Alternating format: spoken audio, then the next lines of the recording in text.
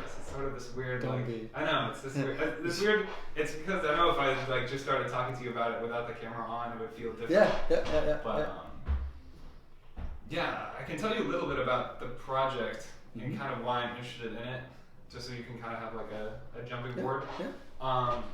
Right now, or at least when I get back from Denmark, I'm going to start working on a large application for a big fellowship. And it basically funds a year of travel where you undergo a very specific project of your own design. And I want to do something related to old age and just the way... there's very, very many things that I'm interested about old age and why I think it's problematic and why it's problematized right now. And a lot of it has to do with increasing lifespans and the accumulation of chronic issues. And how that has had an effect. And then also, just like Peter was talking about how there's a change from the family society and how now I believe that old people or elderly are being marginalized and they're being pushed into small areas and they're becoming isolated and that's having a lot of repercussions, I would argue. So I'll just ask you just some questions and we'll see where it goes. As a psychologist, what do you think are some of the biggest issues that come with aging and what are the struggles that old people face? I think first and foremost it's the issue of letting go of the person you were when you were younger, the things you could do, the options you had. I'm turning 40 next year, and by now you get a sense that some doors are closing, right? I was reading a biography about a painter who died in 1832. He was 30 years old when he died. By that time he had produced hundreds of some of them are the best paintings produced through the golden age in Denmark. 31. I'm 40, right? I haven't accomplished anything. So you get the sense that some doors starts to close, and I'm perfectly fine with that. But with age also comes the sense that you gradually lose options, opportunities, things you would have wished you had known earlier, so you could have planned for it later on.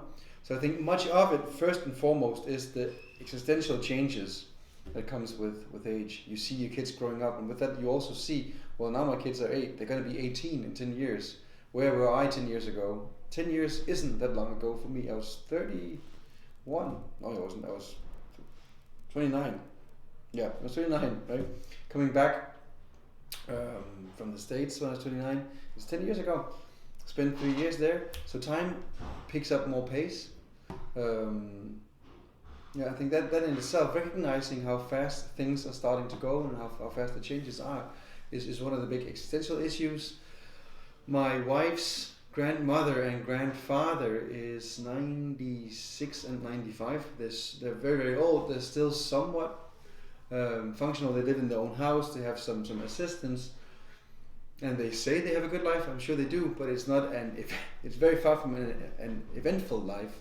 And chances are that many of us will have to spend 5, 6, 7, 8, 9, 10 years in somewhat passivity, being parked somewhere where you get a visit from complete strangers twice a day, 3 times a day, 5 times a day, and you see your kids once every month because they live in a different part of the country, is just not very positive. It's not a positive aspect of growing older. I think Peter, who was giving a guest talk about retirement, also touched on it, that you lose functions. Nobody is depending on you anymore. Nobody's waiting for you in the morning at the job place saying, you're 5 minutes late, where were you? Now people don't care whether you stay in bed all day or not. And then in itself, that loss of function and loss of other people depending on you, you lose meaning also, a lot of meaning in life. And I think preparing for it, discussing exits and endings also, preparing for it earlier so that you know what you're getting into might be of importance. So there's a psychological task there also. So whenever people come with a midlife crisis saying, well, you might be able to solve it now by buying the sports car or getting the divorce, but it's something that's not going to change. Your midlife happened and now you're in the other half, and it's going to get more difficult probably from here on. So how do you prepare for it? It's not a quick fix. It's a whole different state of mind that we have to go into. Do you think there's anything that can be improved? Do you think there's anything that, or is it just this is the way it is? You know, this is the hardest transition in life, not just for the individual, but for everyone around it, and that's just something that has to be accepted? Or do you think that there's potential to make old age not as hard as it is? And I think, and maybe that comes with each individual scenario, and I'm sure there are some that are much harder than others.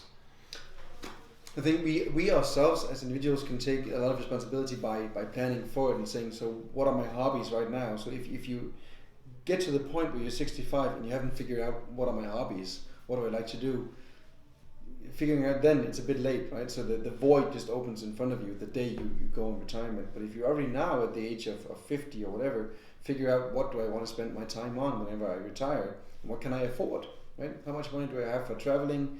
How much time do I have for traveling? Where are my kids going to be? Do they live in Copenhagen or Jutland or Brazil? Where do I want to live? So that you also count in some kind of proximity to the people that matters to you.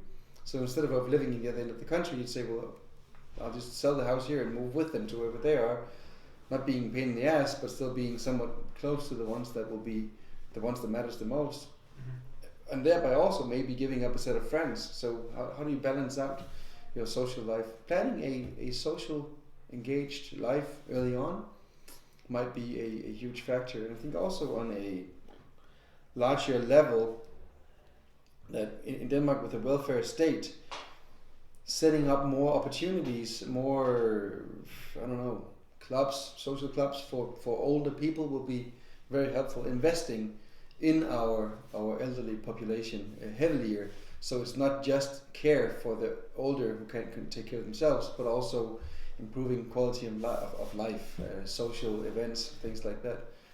That is more than just a weekly bingo night.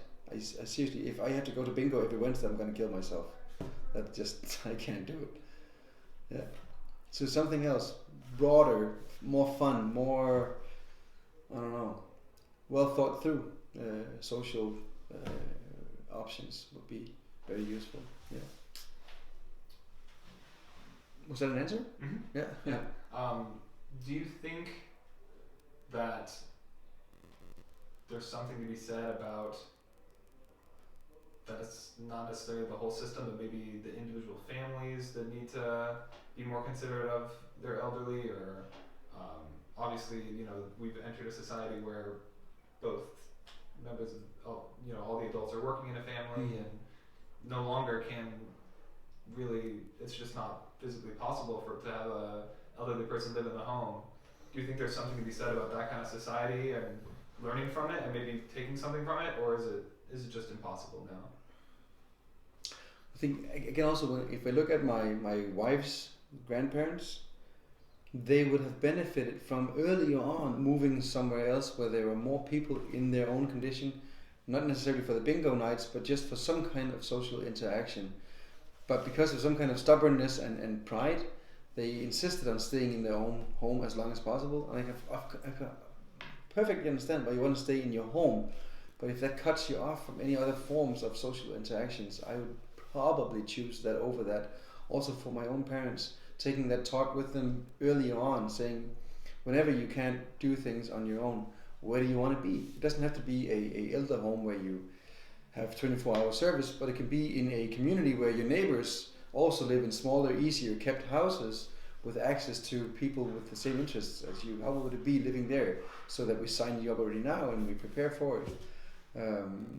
So I think like planning for it becomes a huge part of it, and then having options. So I can only plan if the options are available, right? So what kind of housing will be available to the elder population? How are they constructed? What kind of movements architecturally do they facilitate? Right? It has to be a certain kind of place to facilitate the elder, like no stairs and things like that. But do we have it or not? And if we don't have it, how can we make sure that we have it? Yeah. Sure. I think this will actually be my last question, just to round it all out. You might not remember, but it was a very small moment in one of the classes. And I don't even think the class was focused on old age, but you know, it obviously comes into discussion, as it often does, whenever you're talking about any sort of ending. And you said the word entropy. Yeah. And that really hit home with me, because this is something I've thought about a lot. Yeah. And I deeply believe in this concept of entropy and how it affects so many different aspects of life and how we live our own lives, that things are always by nature slowly coming undone, and it takes work to maintain it. But ultimately, it comes out. Do you think you could just, pretending I didn't say what I just said, make some sort of analog about that? Because actually, literally prior to this class, when I was thinking about this project, at this point, my favorite idea for the title is entropy. So do you want to just like maybe talk a little bit about what your idea of entropy is and how it's related to old age, and what made you decide to say that in class? I can't remember the situation, but you know what I mean, though, yeah. Yeah. Do you remember the situation? Just anything about old age and the camera, like I don't know, if you could. Perfect. Just go from the beginning. So in terms of understanding age and relating to it, I think entropy and the idea of the anthropic process is crucial. So that entropy in itself, the idea that things slowly fall apart, and what were before finishes, it ends, it ceases to exist, it deteriorates. And for myself, physically feeling how my body can't do the things it could do 10 years ago, 5 years ago, how aware I have to be of maintaining myself, how little I can eat before I gain weight, how difficult it becomes to lose the weight again. Before, I could easily go 3 months living on kebab and beer, and it wouldn't be a problem. I would just go to the gym for a week, and my beer belly was gone. And if I go just 3 nights now on beer and kebab, I look like, I don't know, the Michelin Man, right? It's ridiculous. So things just change, and I can see it on my wife also. I'm looking at her. I'm not looking at myself every day.